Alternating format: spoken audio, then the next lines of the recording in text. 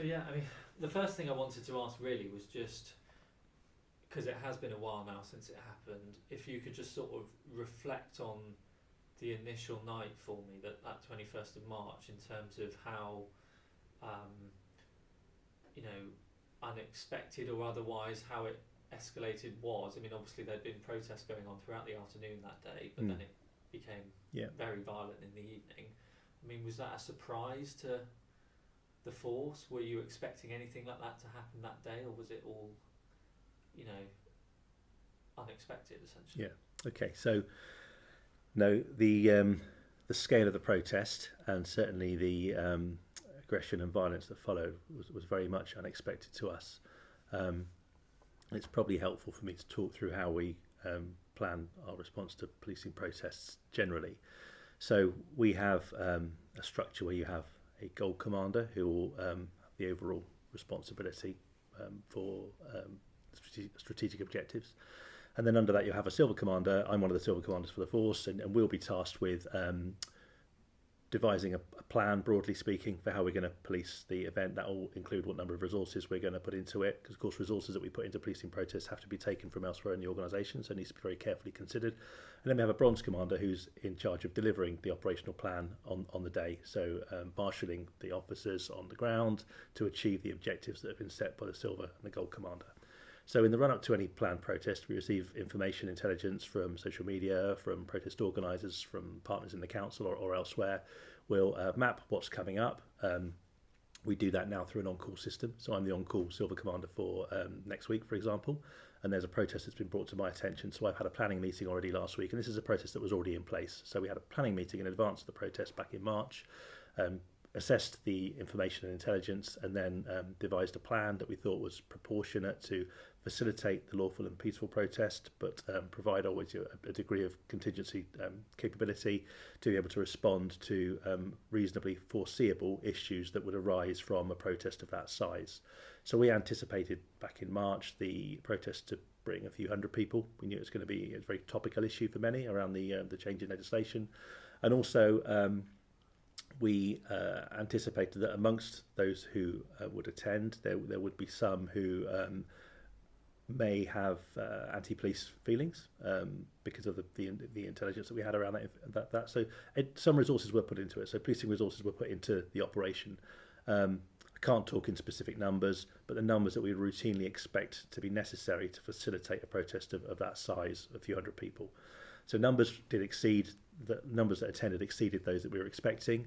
But what then happened in the evening around the escalation of violence and the aggression shown towards officers and at Bridewell Police Station, that far exceeded what we were expecting and what we were prepared for.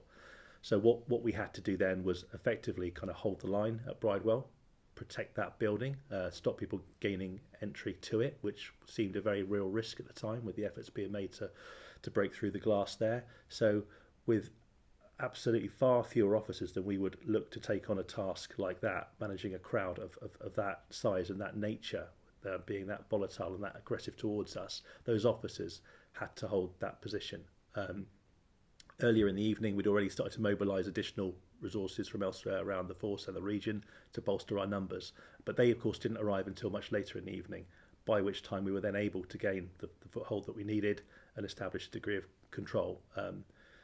So that's how that played out for us. You know, aggression and numbers that far exceeded that we expected based on the information that was available to us. And that exposed those officers that were working initially on the protest to very, very real risk. How we policed the subsequent protests on the following Tuesday and Friday was different, because we had more information available to us in terms of our risk assessment. We could factor in what happened on the Sunday, the likelihood of that playing into those protests on the Tuesday and particularly on the Friday, and we could resource accordingly to be able to manage that. Yeah, I wanted to come on to that really, because I mean what you've described is what I sort of got the sense of at the time, which was that the response on the initial night was reactive in the sense that you hadn't expected what happened to happen, and so you had to just respond to that accordingly on the night.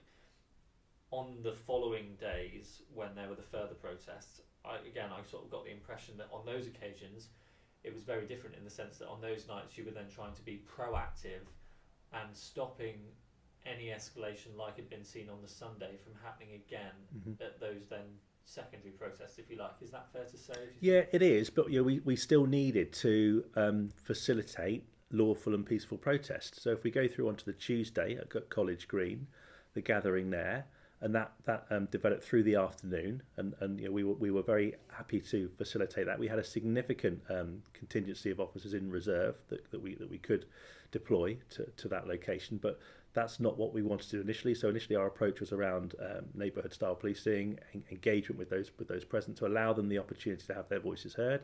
There was the extra dynamic around the vigil for Sarah Everard and the importance of that for the community and for the city. But then as we moved into the evening, there were concerns around the dynamic changing amongst that group. We had some liaison with the council as well, and with the mayor's office around what should we be doing. It's the land there is owned by the cathedral, but it's largely controlled by the council. We've had the issue in the fairly recent past of the Occupy movement, who occupied College Green for many weeks with tents there. There were some tents that had been pitched on the Tuesday night, I believe. I wasn't working in the city that day myself, but that's what I'm led to believe. So this fed into our concern. Is this going to develop into an occupation of that land long term on the back of what happened on Sunday? That would bring risk that we needed to consider in how we dealt with things. So through the Tuesday afternoon, there was facilitation, engagement, communication.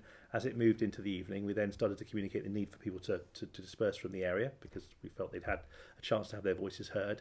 And then there was the escalation to bring in additional officers to effectively enforce that people vacating the area there, but still doing so in a measured, proportionate and reasonable way. Now, I know that for some people that didn't land well and they had concerns about how they felt the policing operation was delivered that night, but I'm assured that there were numerous requests, appeals and then warnings that people needed to disperse from the area before officers moved across that space. And then they went into Deanery Road, and there was the occupation of the land there, which again, with the road there, which was tolerated for a number of hours until we got to after midnight, 1 o'clock in the morning. It's an area of the city that has some, people do live in that part of the city, and there was a need for us to clear that road at that point. And we did so using the tactics that officers are trained to deliver. So that's the Tuesday. Moving on to the Friday, again, facilitated protest over quite a few hours, really. That protest started in the early to mid-afternoon, and there was a march which was facilitated. I was working that day and saw that firsthand myself. Facilitated around various streets, up and down Park Street, around St James Barton Roundabout. A good number of people having their voices heard to protest for the cause they were there to support. Absolutely fine. No problem in us facilitating that, which we did to the extent that we needed to. There was a second group which had broken away and gone then to the Haymarket and occupied the road there. Now, we had deployed officers because of it's a Friday evening protest. It's only 5 days after what happened on the Sunday. It's a protest in the same cause around Kill the Bill as it was being caused then. So we were concerned about further attempts being made to attack Bridewell. So we protected that building with officers around that location to keep a sterile area there, and the occupation of the Haymarket followed. Again, that was accepted, and there was a main route through the city that was allowed to happen through the early part of the evening. I did some media interviews myself up at St James Barton Roundabout in probably, I'd say, mid-evening, around 8 o'clock, 9 o'clock. And I walked down the Haymarket, not in my uniform at this point, just to gauge how I felt the mood was. And lots of people were there. Occupation of the road by people who were seemingly intent on staying there. Sound system had been brought in. It had that sort of feeling, that vibe to it. Heavy smell of cannabis smoke in the air, very, very noticeably. Lots of people drinking as well. People were there and they seemed to be set there for the night, which caused some concern. Then we had some negative interaction between some members of the protest group and some police officers, with some items being thrown towards the shield line that had been put across the road as part of this protection of the Bridewell, and that's where the escalation then followed in terms of officers being pelted with items that were being thrown towards them, and an operational decision then taken by the Silver Commander and the Bronze Commander to clear that street by moving up in the tactics that we saw with shielded officers, dogs and horses to regain control of the street and disperse that crowd. But again, that was done after numerous warnings had been given around the need for people to disperse from that area, and that had happened over very many hours. Yeah. I mean, one thing I wanted to get onto was there's no doubt at all that after the initial riot, public opinion, if you like, was firmly on the side of the police, because the violence that everyone saw on the streets of Bristol was just shocking, and I think everyone knew and thought that was unacceptable. But slowly over the next few days, with the next protest that happened, that sort of began to swing back the other way. Partly, I think, with the footage that came out of the protesters on College Green on the Tuesday being evicted, essentially, and also from the statement that was put out off the back of the initial riot that said that a couple of officers had suffered broken bones, which was then retracted.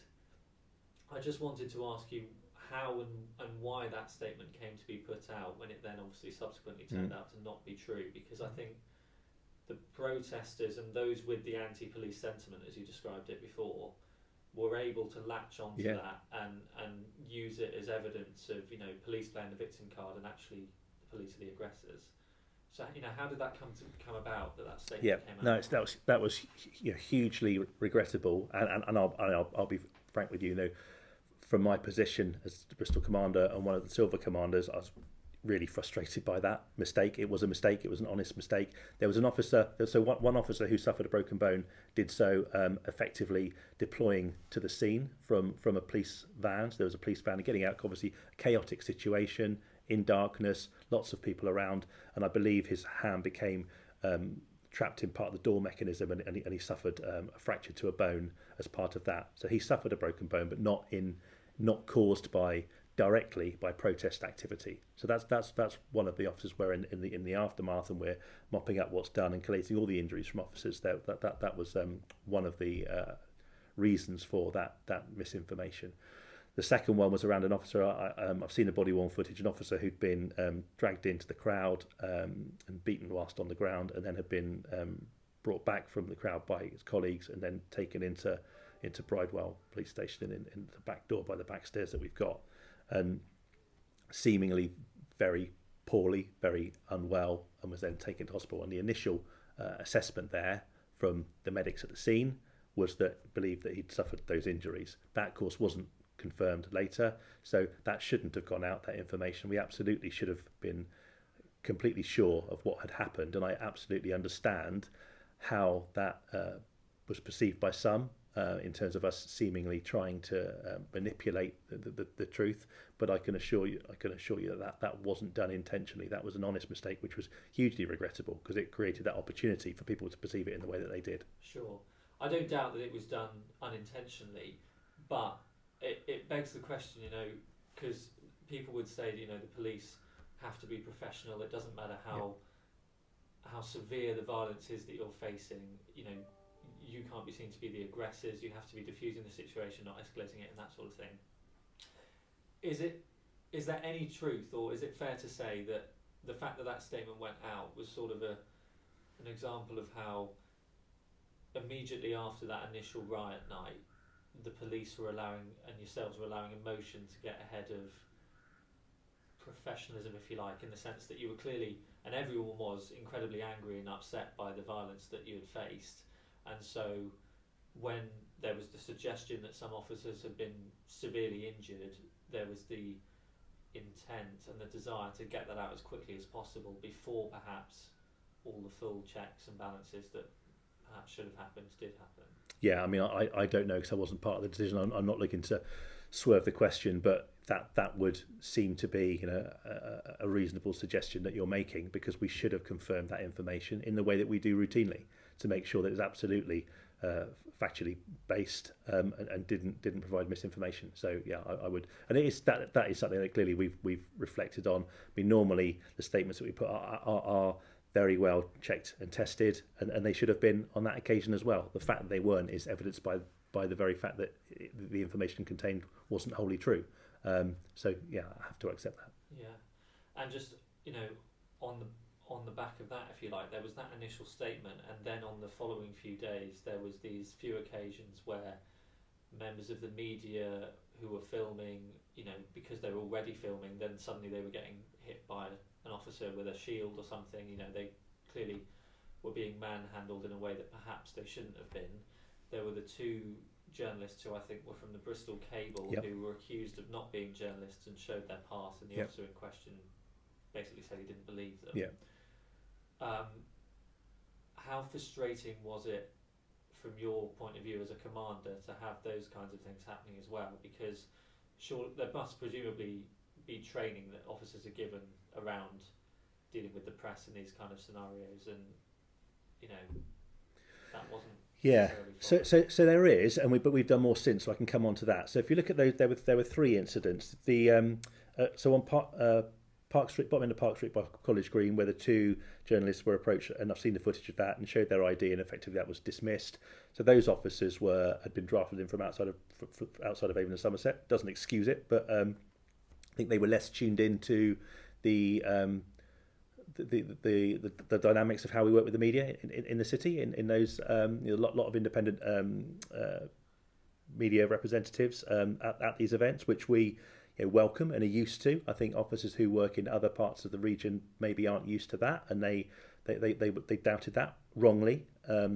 So there's something that we did in relation to that around our learning, which I'll come on to. The second issue at Deanery Road, interestingly, so that was another guy from the Bristol Cable, and I spoke to him fortuitously just last Friday when I was up at Hassel Drive doing some interviews in relation to the murder that we had there, and he showed up, and we had a really good conversation actually about reflections on his experience and our reflections on that experience, and how he can keep safe when reporting in that environment, and how we can work together in that environment to each achieve what we need to achieve in it, in terms of us maintaining order and the story being reported by the media. The Haymarket, I think is slightly less clear cut. So the Mirror journalist there, that's at a point in the evening where we've given repeated warnings and instructions for the crowd to disperse as we move up there. Officers are being deployed with shields in a running line, mounted officers, dogs coming through to do dispersal tactics, which is all as we're trained by the College of Policing and approved. This guy had no identification on him to show that he was a journalist, had no camera with him or anything that you would normally associate maybe with someone being from the press. He was filming, but I don't know the camera he was using. It might have been a phone or something. But I'm talking about in terms of, and this is again the transition, isn't it, from traditional, what had been traditional media to now how the media operate. You yourself, as we have here, a very small camera, not what maybe officers are used to in terms of associating someone with the press. Of course, a lot of protesters are filming as well. That's understandable, and we have no issue with that. The comment that was said to me by someone in discussing this, someone from outside the organisation, I discussed with the guy from the Bristol Cable last week actually, and we both reflected on it, and it was that if you're gonna report on a rugby match, you don't stand on the pitch. And I thought that was quite an interesting analogy there, because I understand the need to get that insight from being on the ground. But I do think, as an operational police officer with 26 years experience, if your expectations of me as I'm running up the Haymarket in a shielded cordon, in my public order kit, doing dispersal tactics, if you expect me to be able to stop and engage with an individual who hasn't made any attempt to identify themselves to me as a member of the press prior to that, that's an unreasonable expectation.